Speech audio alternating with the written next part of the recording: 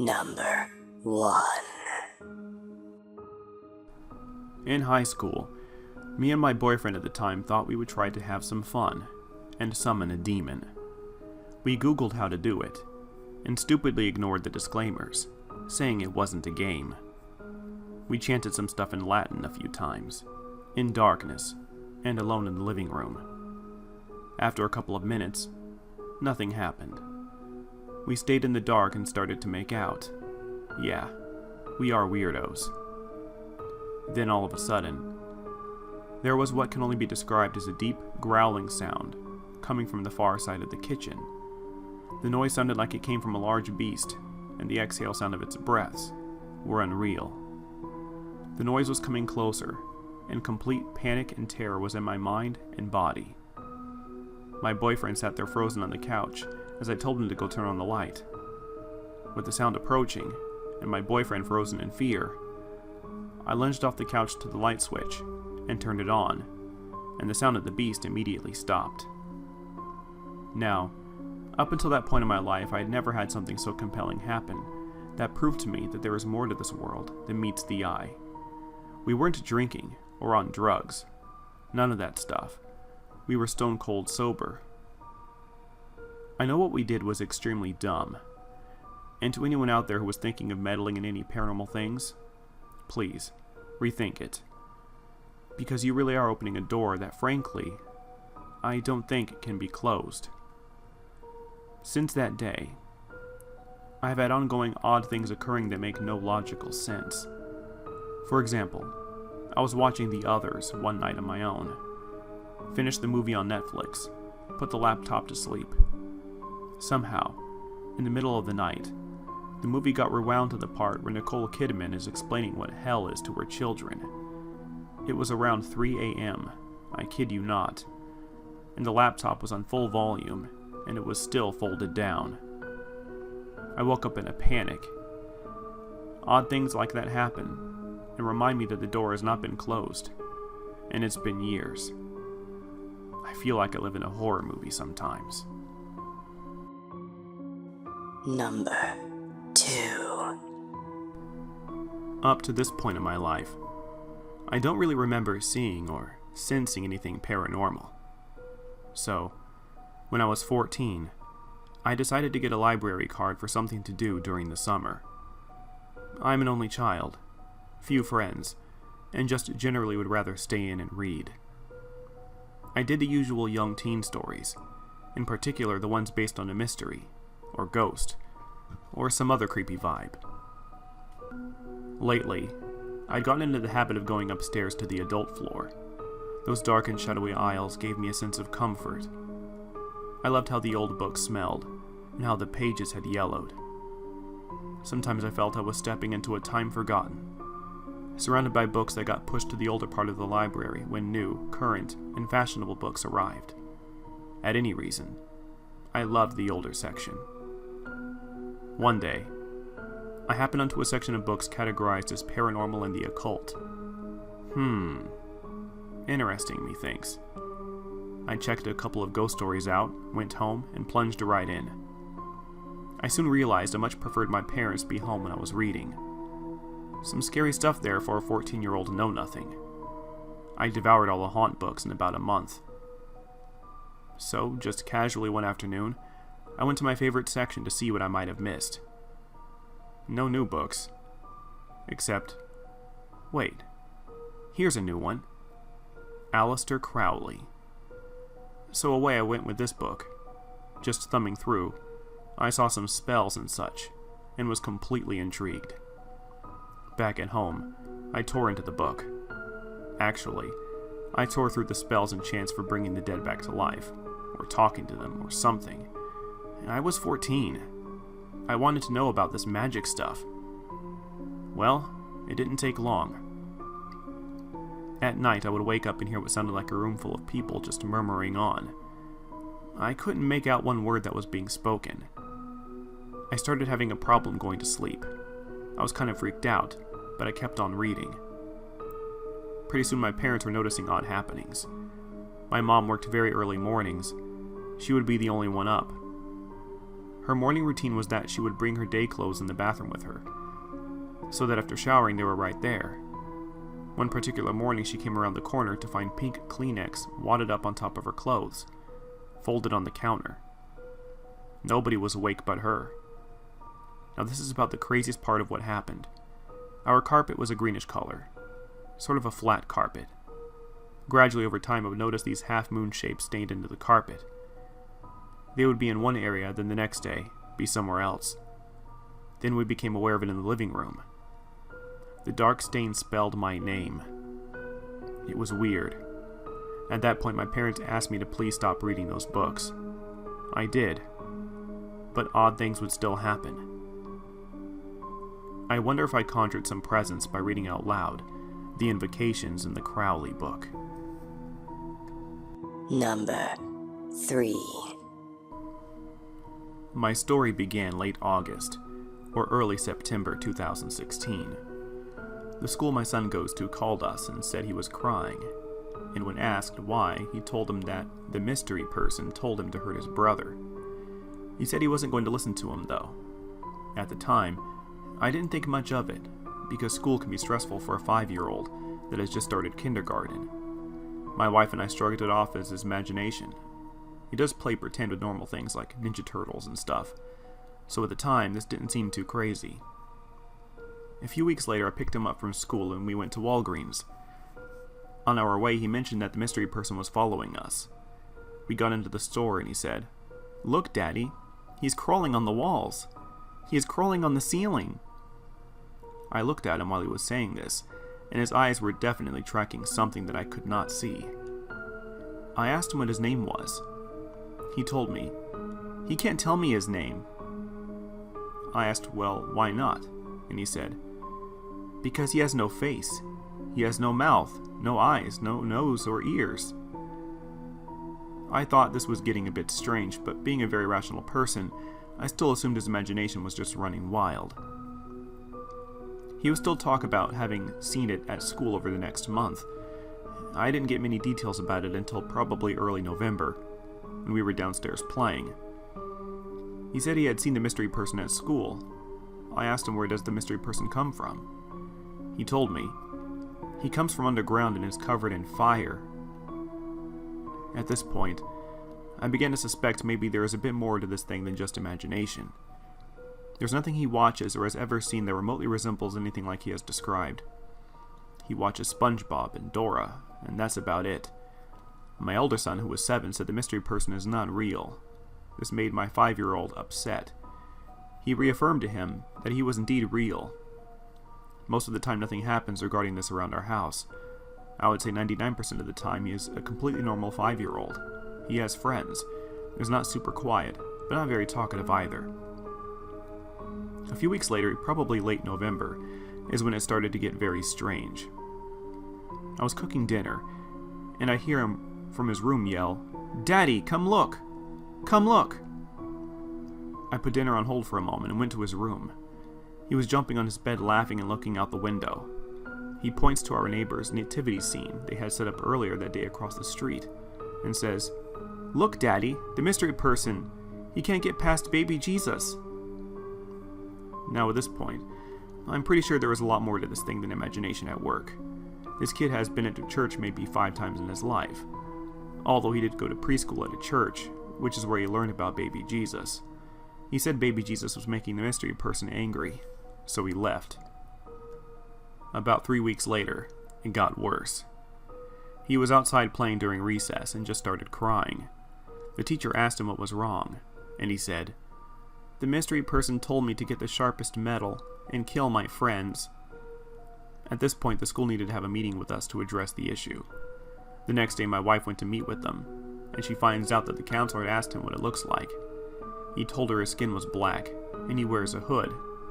He was very precise about it, going as far to mention that it is not like a black person, but black. He had also mentioned that it lives underground, underneath his classroom, and that it was going to leave on the first day of winter and return in the spring. I thought to myself, finally he mentioned something that does not align with a demon. A few days later, though, I decided to do some research on demons, and come to find out, that this is actually a fairly common thing.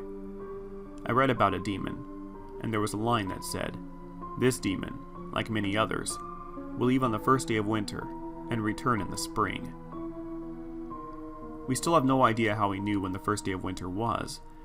He wasn't learning that in kindergarten, and we didn't tell him, but on December 21st, he knew. The next day I thought, screw this thing. So I went to the Christian bookstore and got him his own little nativity scene and a cross necklace for good measure. I set up the nativity scene in our living room and told him I got him a cool necklace if he wants to wear it. He didn't want to wear it at the time, so I hung it up on the fridge. December 23rd comes and he's looking out the window in our kitchen and says, "The mystery person is gone now, but he will be back." He pauses and points to the cross necklace I'd hung on the fridge and says, "Daddy, the mystery person doesn't like that."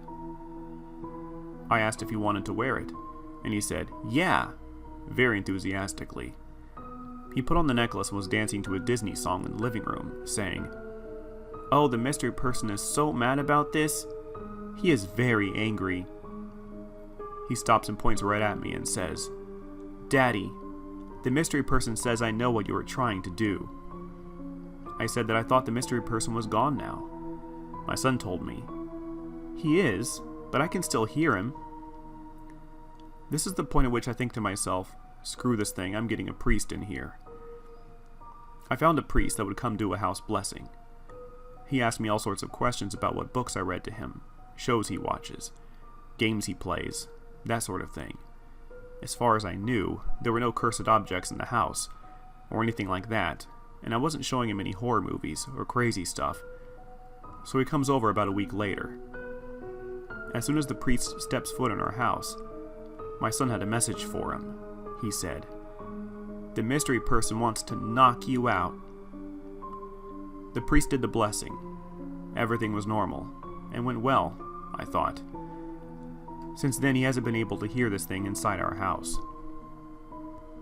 I am somewhat worried, because he is back in school now, and tells his teacher the mystery person is underneath the classroom, sleeping. There are a few other details we have received about it. It has glowing red eyes at night, has a shield of fire. He says something one time about its body having like ornaments around it, and that it tries to be sneaky. He sees a psychiatrist that has ruled out the possibility of him being crazy. The school counselor says something like this is way outside the pretend range for a 5-year-old, and she has also seen him track it with his eyes. I have no idea what to do. He has asked us to make it go away. He learned himself that if he shows it Jesus, it gets mad and runs away. We never told him to do that at all. I'm 99% sure this thing is real. I just have no idea how to explain to a 5-year-old what it is he is seeing. On Christmas Eve, he was in the car and started laughing. He told us God gave him a present. That means God will protect him, and that he belongs to God now. I asked to see it, and at the time I had no idea what it was. It looked like a tiny medal with a cross on it. After doing a search, we found out it is a St. Benedict medal. St. Benedict, I guess, is the protector of school children, and protection from demons. We started taking him to church, and he sees it outside of churches. I asked him what it is doing, and he said, he waits to attack someone when they leave here. Number 4. As a young girl, I grew up in an area of Little Britain called Ball Point. I was the type of kid that was loud, and owned by pretty much everyone in the neighborhood. I would stand on my front deck and yell hello to almost anyone that would acknowledge my existence. Oddly enough, it was the night before Christmas on this specific occurrence. It wouldn't surprise me in the least if my brother told me that they played with the Ouija board at some point or another. Anyway, my sister and I had been put into bed. I had the top bunk, and my sister had the bottom at this point. I remember my feet being cold, so I climbed out of bed to get a pair of socks out of my closet with folding double doors. I grabbed the one door and opened it. Nothing. The socks were on the other side, so I pulled back the other door. I had plastic hanging cubbies for my socks and underwear and such. I had never seen something so real and so scary as such a young kid as I did that night. Looking into the center cubby, there sat what looked like my brother's Halloween mask, and a hand in each cubby on either side of the head. To give you an idea of what this mask looked like, here's the best description I can give.